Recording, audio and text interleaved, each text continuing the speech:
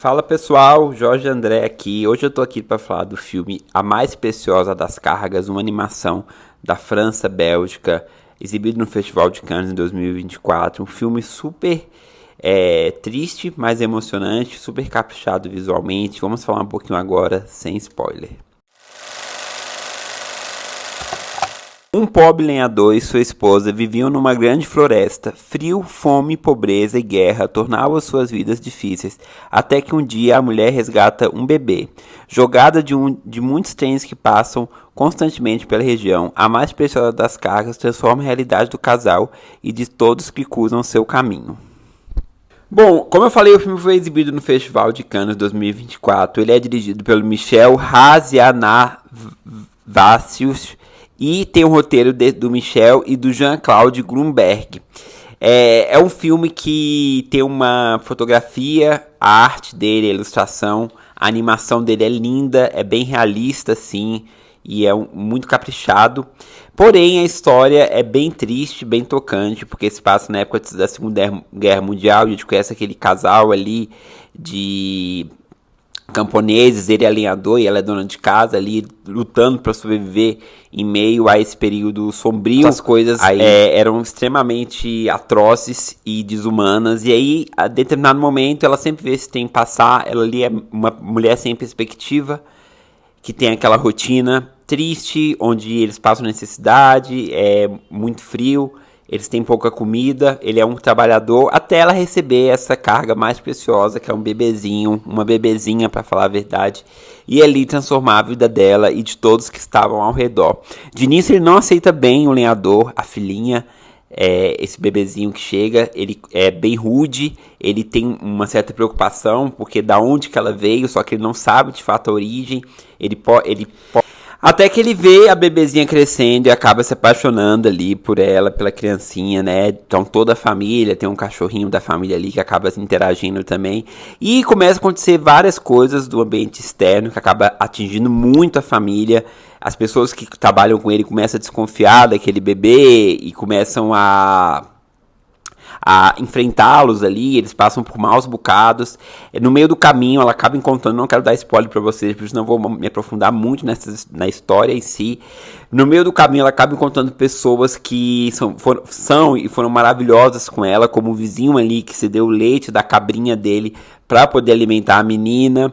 E pareado a isso, vai contando a história do verdadeiro pai da criança, que de fato o que aconteceu para aquela criança cair do trem ali, o que aconteceu, o que eu achei legal não deixar essa ponta solta, porque acabaria sendo um grande mistério, afinal quem são os pais. Então foca também nessa parte do pai, que acaba indo parar num campo de concentração, e de fato é muito triste. Inclusive tem uma parte da animação que é bem chocante, mostrando as atrocidades e as coisas desumanas que aconteciam ali nos campos de concentração, e de fato o traço do desenho acaba mudando ali para exemplificar o que de fato acontecia com seres humanos que passaram por isso. E ao mesmo tempo o filme segue nessa de altos e baixos, de contar pessoas que ali queriam protegê-la, custe o que custar, incluindo a própria mãe, a senhora, que é a protagonista do filme, a esposa do lenhador.